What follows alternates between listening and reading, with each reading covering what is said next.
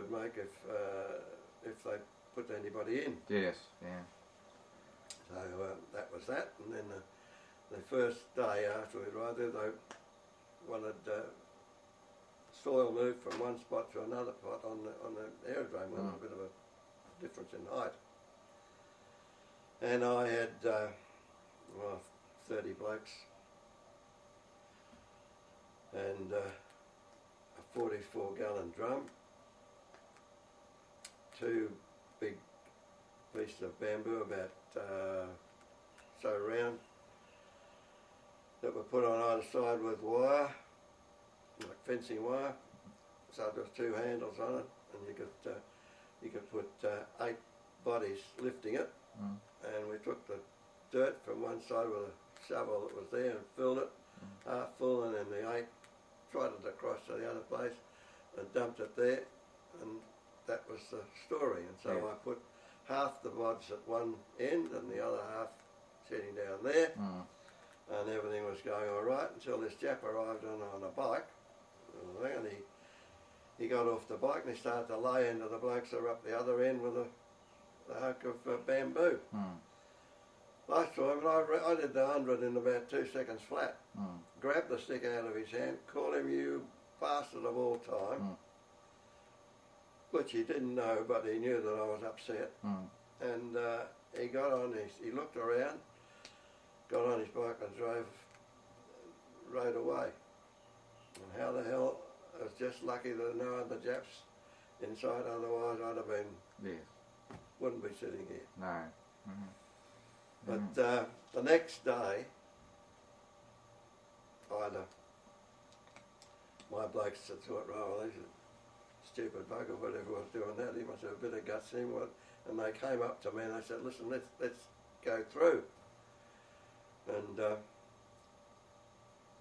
I said to them, and to Matt Quittenton, he was the Sergeant Major, I said to Matt, I said, "Look, I agree wholeheartedly we're supposed to escape." And I told him about what the Japs had said, and he said, "Oh, we're going to go through." And I said, "Well, look, if I could order you to stop, I'm ordering you now that you don't go. Yes. But I know that it's the duty of everybody to escape, but please do not go." He said, "Oh, I'll see the others," but he said, "I think we're going." I said, "Well, if you are going," I said, "I'll try and keep it quiet for as long as I can." But with the Tenko. And they had a couple of days up their sleeve. That was it. Well, I saw Varley, and he said, "Oh my God." I said, "Well, that's exactly," and he said, "Well," he said, "you couldn't do any more than you did." And anyway, a couple of days later, it was 2 or 3 days, I saw them in the back of a truck. And the next day I was away doing a job. And I came back into the thing, and I heard that they had been shot.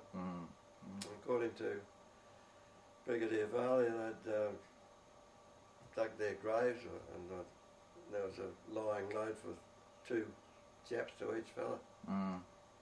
But he said they died. No blindfolds or anything, and they were real heroes the way they died. So tell them to go away. No sign of any fear or anything. They accepted it wholeheartedly and took it very, very bravely. Yes. Now, whilst you're in Tavoy, did you have any? Were you unwell? Did you have any contact with any of the Australian doctors who were there? In Tavoy, no, I was all right, but in going up in the trucks, there was a lot of us got dysentery. So this is going in trucks to where? This was shortly after the shooting. Yes. A party of us was sent up to Yee, and we had Major Hillier. He was in charge, and we had a few trucks. It was about 100 of us. Yes. Round about that. We're in these trucks, and halfway to Yi, as it turned out, there's a river, and the bridge had been blown. And we ordered out, and the Japs supplied the tools, which were in the trucks, and we had to dig about 12 foot high, 15 foot high banks of the river. We had to make a ramp going down into the water on one side, and then the other side the same way a ramp on the way out. And it wasn't long before, with the number of blokes on picks and shovels and the soil easy to dig, that these were provided in long ropes with 40 fellas or more pulling, all one pulling up, or and some holding back. Yes. But all their trucks went across, and we were loaded on, and we were taken to a very, at least the heavy stuff was taken on, and we had to walk the rest into Tambers Iron. But let's go back to Yea. Let's not get to Tambers Iron. Let's stick with Yea at the moment, because you're heading for Yea at the moment. Yeah, right, yeah. Who was the doctor that accompanied you up to Yea? Major Hobbs, Alan Hobbs. Was it? Yeah. Yeah. One of our, there was a bloke died there, and the Japs came to the grave, and they acted quite humanely, but as it turns out, these blokes were actually a Jap Royal Guard, or whatever, Emperor's Guard. The Imperial Guard. And they Imperial Guard, and they were reasonable sort of nips. Yes. But so how long were you at Yea? Or Yea, or on the way there, a lot of us got this dysentery, and I finished up in this hut with about 30 others, with this Tom Tits, and we're on gruel. Yes. Until we got rid of it.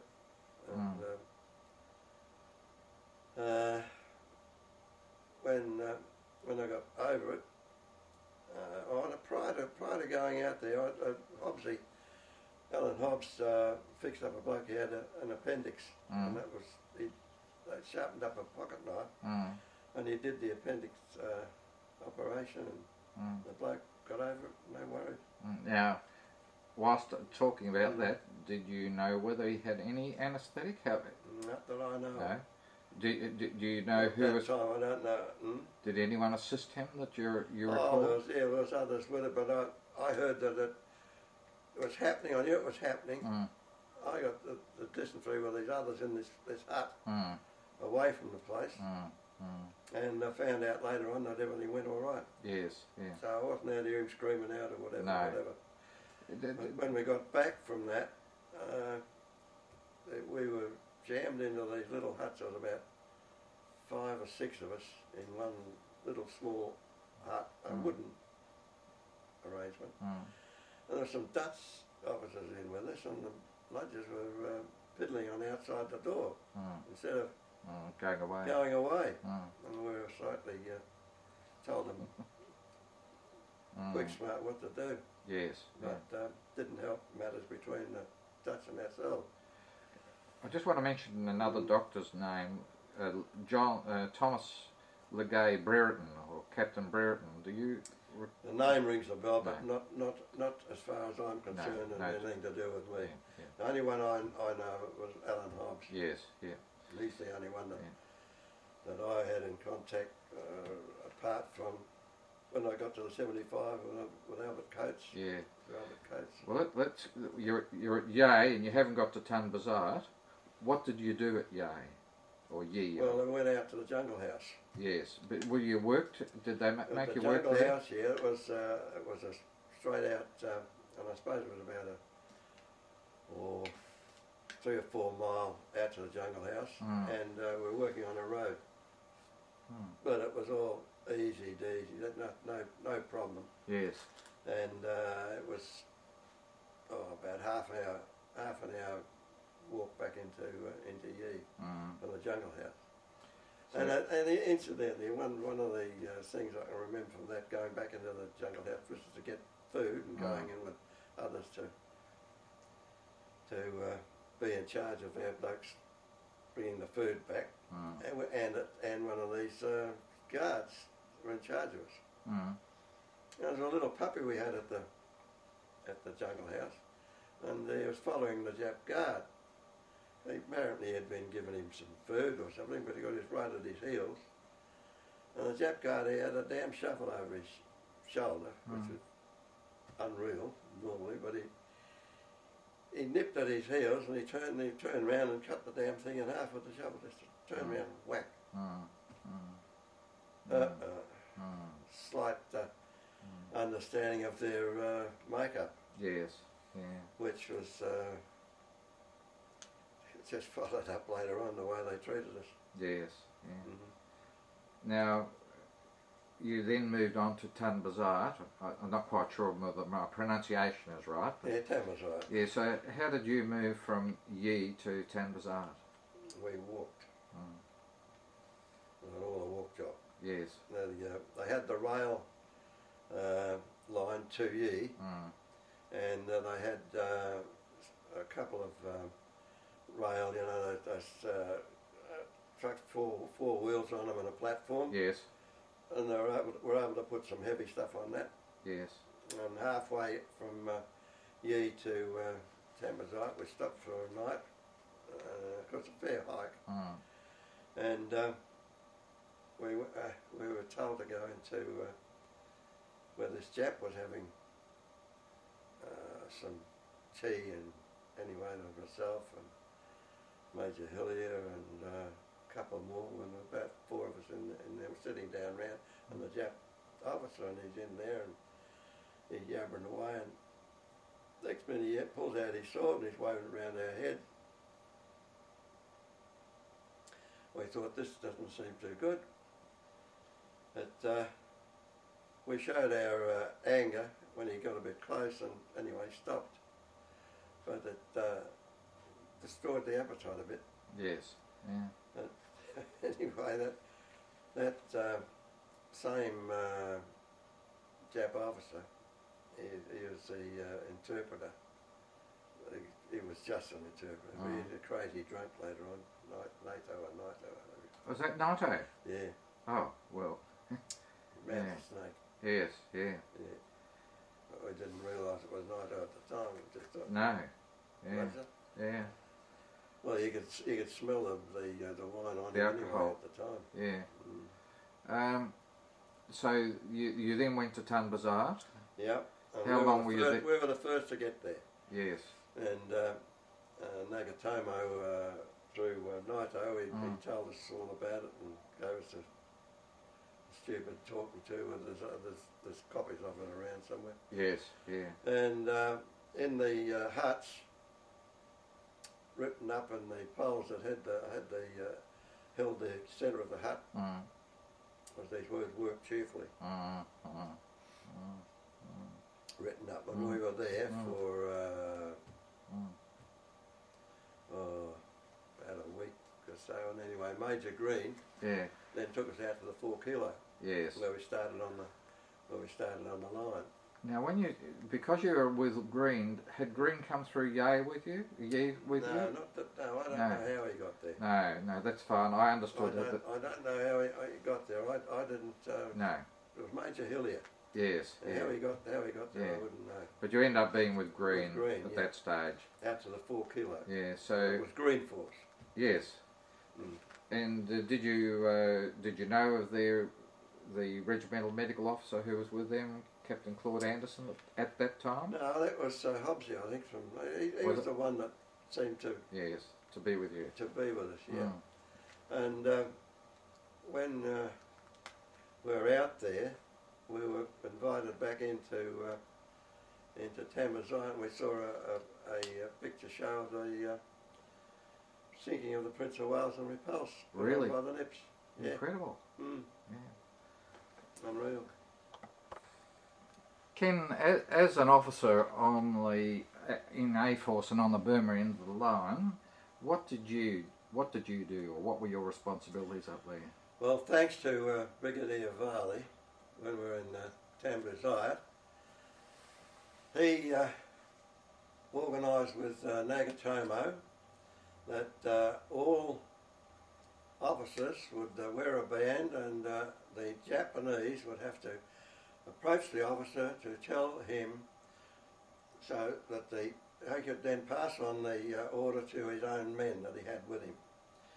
And that was a stipulation that was laid down by Brigadier Varley, and that was adhered to by myself and the other fellas within our group.